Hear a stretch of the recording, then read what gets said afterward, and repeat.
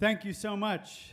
Thanks for being here, everybody. We are the Westerlies, and we are so honored to be part of this community here at the New School, here at the School of Jazz and Contemporary Music, here at Manus. And it's so great to be back on this stage. We gave a recital in the fall, and today is much warmer outside. So if you see us drenched in sweat by the end, I hope you can forgive us. And what's exciting is this is an entirely different program as what we played back in November. We have been hard at work all year on the road, and we're excited to share sort of quite a wide array of musics this evening. And the title of the program is Songbook. And what that means for us is sort of broadening the definition of what might exist in the brass canon. And in a more literal sense, we wanted to give you an insight into the music that we're listening to in the Westerlies tour van. So we started things off with one of our favorite artists of the 20th century, the great Arthur Russell. And for those not familiar, Arthur Russell was an incredible multidisciplinary artist. He was primarily known as a singer, songwriter, cellist, sort of on the folk scene. But he was also very active in the New York downtown scene of the 70s and 80s, not too far from here. He lived over in the East Village. He was in the same building as Allen Ginsberg and ran an electrical cord from Allen's apartment into his to share electricity. Arthur Russell was also a curator. He organized concerts at a place called The Kitchen, not too far from here, which is still active to this day. And what we love is that he would put together on one evening a night of contemporary classical music, contemporary dance, disco, singer-songwriters, Fluxus performance art, and everything in between. And it was all equal, and it was all valid. So we've always loved Arthur Russell's music and his philosophy and want to honor him by playing that first song, which was entitled Eli. We're going to continue now with a couple selections. The first is by a contemporary Icelandic composer named Ólafur Arnalds, and this is a piece originally for solo piano, and we're going to follow that with one of our favorite Woody Guthrie songs. So here's Saman, followed by Two Good Men. Thanks.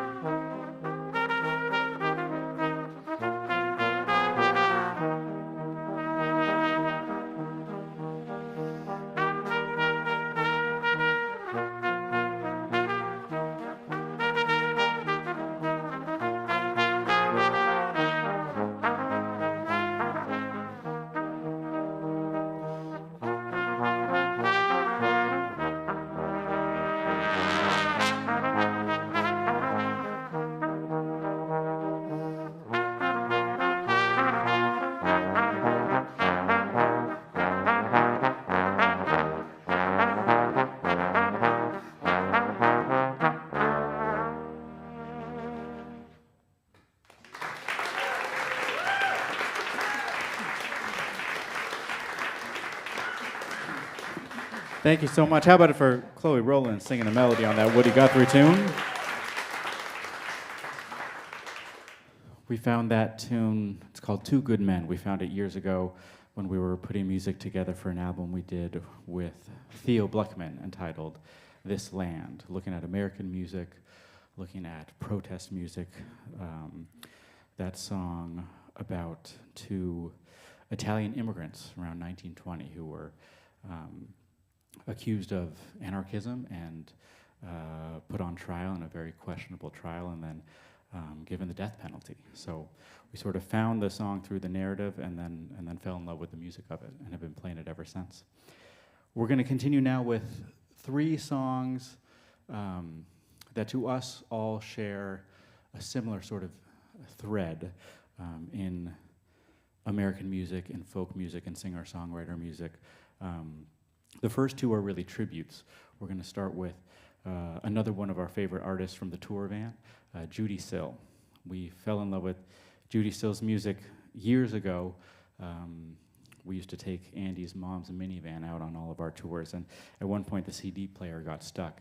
But we were really lucky because the CD that happened to be in there was a Judee Sill CD, so I was like, it's all good. We just listened to Judee Sill on repeat for the whole tour. But I should mention also there's a very exciting new documentary coming out about Judee Sill. Just came out last Friday. I just saw it on the billboard at IFC. It's on the billboard at IFC. If you watch it, you'll see a cameo from Andy and Chloe playing this next song. This is a song of Judee's called The Kiss. And then we'll follow that with a tribute to someone who came from a similar time, but whose life and career ended up being very different, the great John Prine. Early on in the pandemic, when we heard the news that the world and the whole music community had lost John Prine, we put together this song, as so many people did at that time, one part at a time. You know, you would record it, you'd send it on to the next person, and then when we finally got all together in a room a year later, it was one of the first songs we played, and fell in love with how it sounded all together. So we're going to share that one with you. That one is called Way Back Then. And then we'll follow that with a song by a contemporary of ours, someone who's writing songs we think very much in the same language or the same lineage and at the same level as heroes of ours like John Prine and Judee Sill. And I'm speaking of Adrienne Lenker. In our early days of Westerlies, Adrienne was roommates with one of our former bandmates, and we did some shows together and would bump into each other on the road and really, really fell in love with her songs. So we'll share one of hers called Blue and Red Horses. But first, back to Judee Sill. This is The Kiss.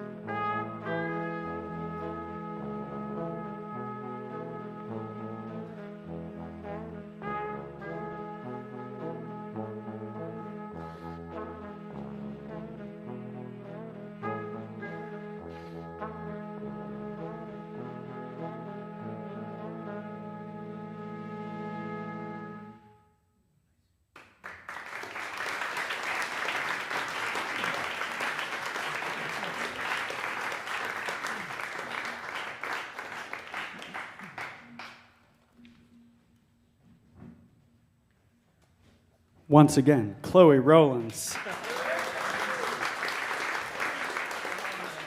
Making all of us cry with that beautiful melody. The next song we're going to play takes us way, way, way back. I'm talking about middle school jazz bands. Back to the tuxedo shirts and purple cummerbunds and bow ties. And for those who don't know us, the roots of this band go back to the Seattle Public School music programs. And the original 4 members of the group all grew up in Seattle. And Riley and the other 2 members were my crosstown rivals. So in Seattle, high school and middle school jazz is sort of like football is in Texas. People take it very, very seriously. And we were at these rival schools. We would see each other at all of the band festivals, summer camps, competitions. And I remember very vividly in 7th grade, we were at the Bellevue Jazz Festival. And there was this hotshot trumpet player named Riley Mulherker who played a great solo on a song called Echoes of Harlem.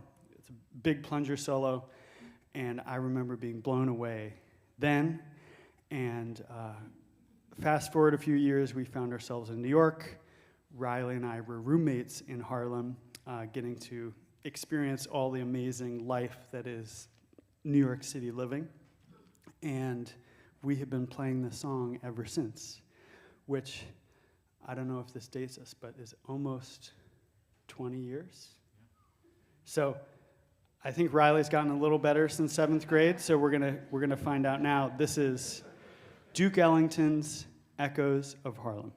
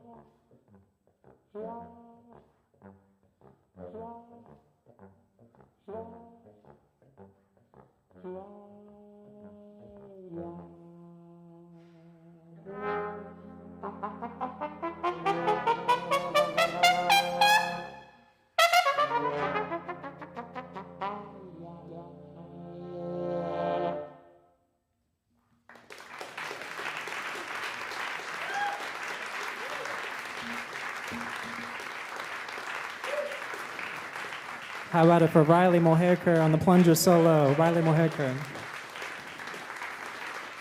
Yes, yes, yes. Such a treat getting to stand next to that very often. We're going to shift gears here and present some sort of like works in progress right now. And the first one is a piece that I wrote. I guess it's more of a ditty, a song. About a year ago, I got to write the music to this short documentary called 45 Degrees, which was about world-renowned and prolific photographer, artist Brian Nice, who about a decade ago suffered a brain aneurysm, which caused pretty severe neurological damage.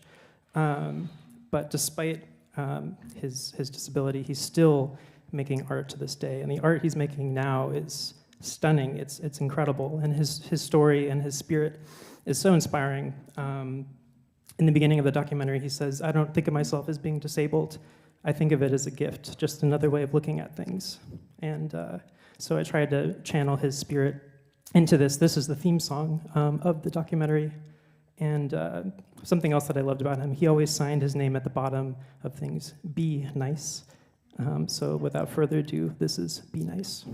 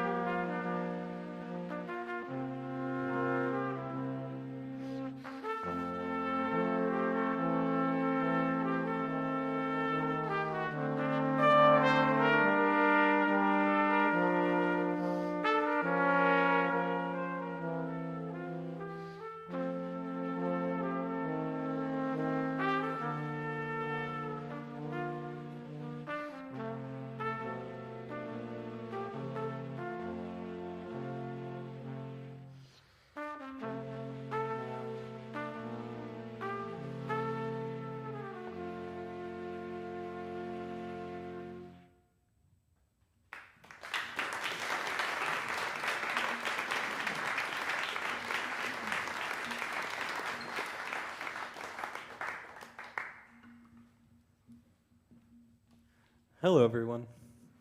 Thanks, everyone, for coming. It's so great to be here, to be playing. How about a hand for Chloe? That was a great piece. I don't think I realized it when we were programming this, but we gave Chloe a lot of features. But she deserves it. It's about time, honestly. She sounds great. Riley, you get all the love usually. It's so good to be here. We've been making a lot of jokes about the music that we listen to in the van, which is great because I just finished my very first van tour in my whole life, and it was so awesome. Thank you. It was with this amazing singer-songwriter, Haley Hendricks, and Tim Baker, our openers. Just want to give them a deserved shout-out because, they're so great. Check out their music. And music, wow.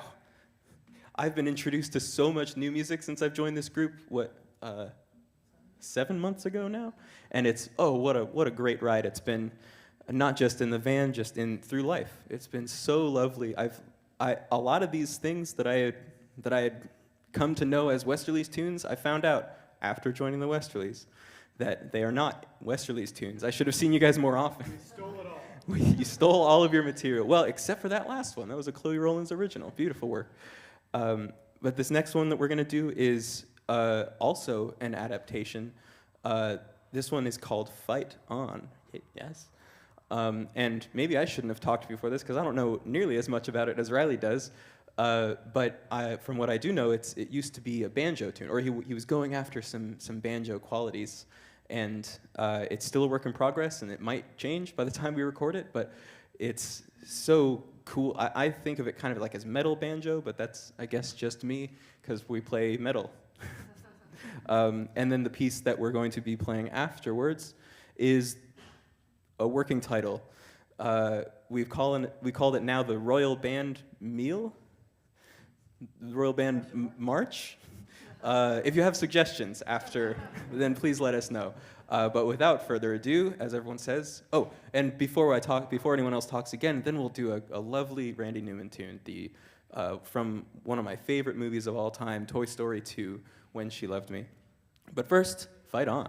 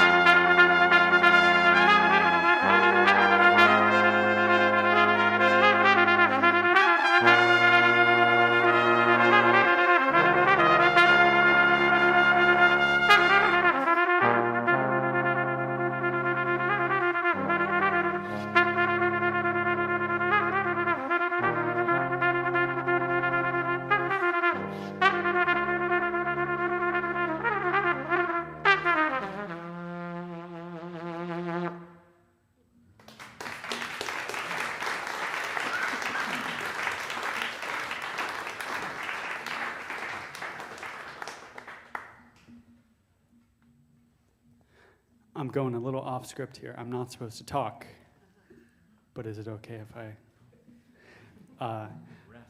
Yeah, we gotta rest a little bit. How about it for that world premiere, "Fight On" by Riley Moherker. And a little more context into that song and the song we're about to hear. A lot of the music we've been working on this season and the last few years is centered around the shape note singing tradition. Do we have any shape note singers in the house? Okay, well, you're all in for a treat because this is an incredible body of music that goes back hundreds of years and is still very, very active to this day. You can go to any city, pretty much anywhere in the world, and look up sacred harp singing or shape note singing and find a meetup to get together and show up, and you can participate. And the beautiful thing about shape note singing is the way that the music is notated is very inclusive. Anyone can walk in and participate on day one. And the term shape note refers to the shapes of the note heads on the music that indicate the pitches you're supposed to sing. So we have been fascinated by this body of music. We've been building up a whole program centered around it. And we're actually going into the studio next week to record a full album of shape note material. So what we've been doing is finding these old pieces of music as sort of source material and then reimagining them in a modern context. So that was a piece that Riley found from the shape note tradition that he reimagined as sort of a rock and banjo tune.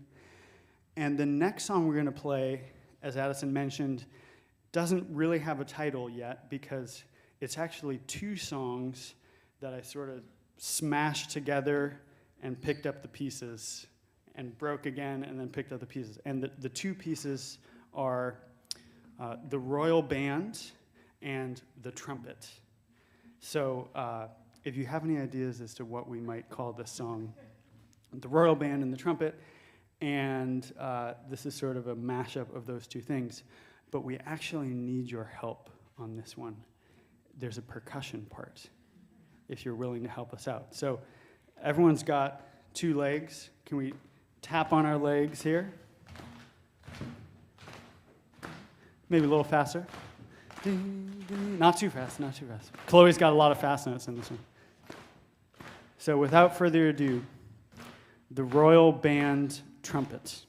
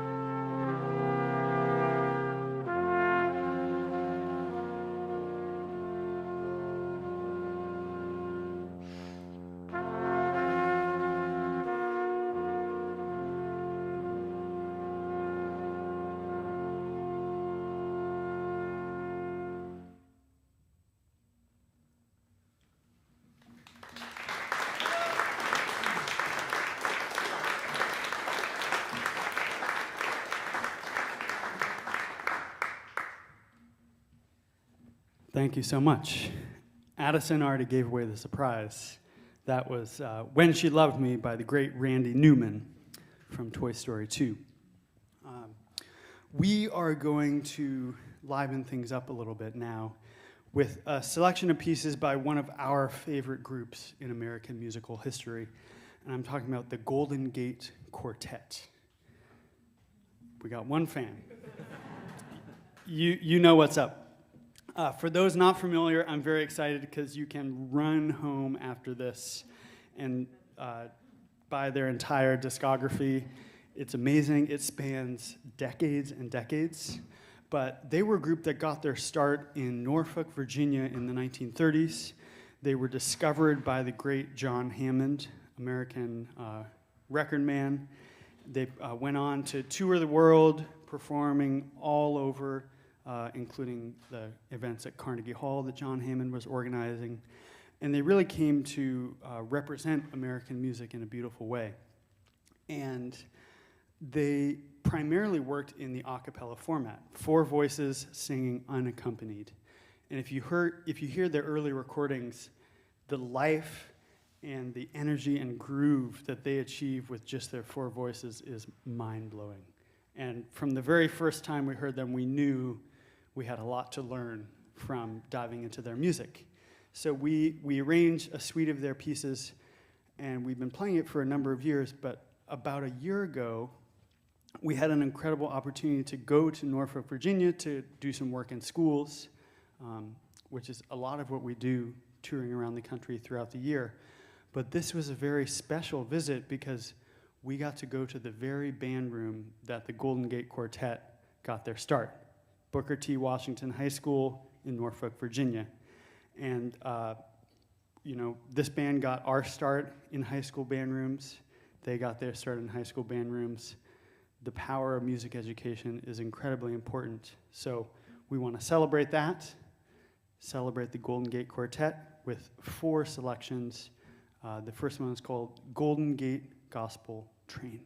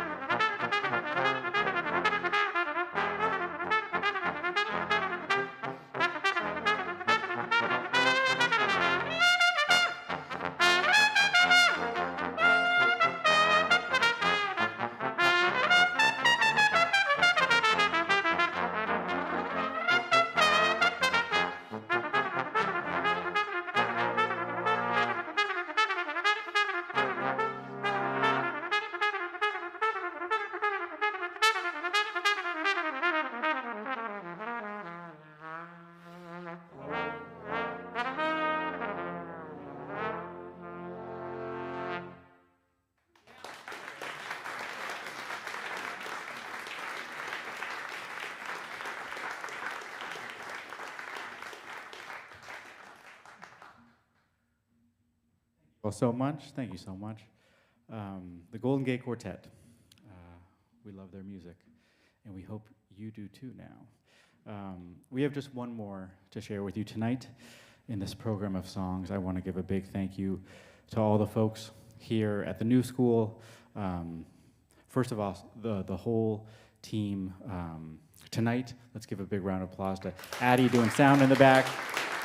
All the folks making the live stream happen. Hello, everyone watching on the live stream. We feel really lucky to have a home in this city, in the New School, to be an ensemble in residence, to get to work with students here, to get to be a part of the mission that they have here, which is a mission that we very much believe in, and also to have a space like this to play songs we love, but also songs that we're building from scratch and are somewhere in the middle, and to have a space where we are free to experiment and share with all of you. And so we're so grateful also to all of you for coming out tonight. Give yourselves a round of applause for coming in. You know, I was grabbing a bite near the Vanguard, and on Monday nights at the Vanguard, it's the Village Vanguard Big Band, and I was like, oh my gosh, what a band to compete with on a Monday night slot. No one's going to come into the New School to hear the Westerlies when you got the Vanguard right there. So we appreciate so much that you're here. And I also want to give a shout out to the deans, Keller Coker, and also Richard Kessler, who's been a supporter of ours from the very, very beginning of us forming this group. So let's give them a big round of applause as well. And I'm also, we don't have to give them a whole round of applause, but I do have to give a shout out to one of our trumpet inspirations, heroes, peers, who's also on faculty here at the New School, Brandon Ridenour. We're trying not to be too nervous because you're here in the audience, but it's awesome having you here. So Brandon, thank you for coming. So this last song that we're going to share is maybe one of the most personal songs in the program. It's one thing to pay tribute in song to heroes of yours. It's another thing to pay tribute to folks who you felt you had maybe a more intimate relationship with, who were a direct influence, inspiration, mentor of this group. One of our great inspirations, Ron Miles. He was a trumpet player who we lost just a couple of years ago, and when we heard the news, I immediately turned to his music, which I've loved my whole life, and fell in love with this song in particular. In addition to being a great trumpet player, he was a wonderful, wonderful composer.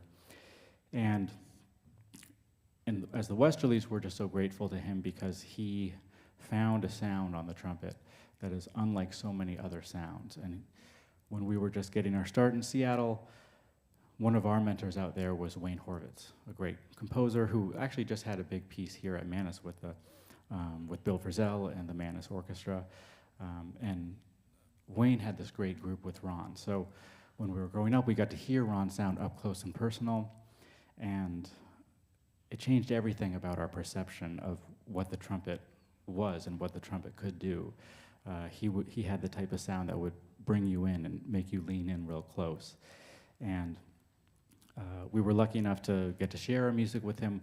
One of the last times we saw him was February 2020. We were touring through Denver, where he lived, and he came out to the show, and we got to hang a little bit. And then the pandemic happened, and we never got to see him again. But we want to share one of his songs with you. So this one is by Ron. It's entitled Cupid. Thank you so much for coming tonight. Thanks for being here. Good night.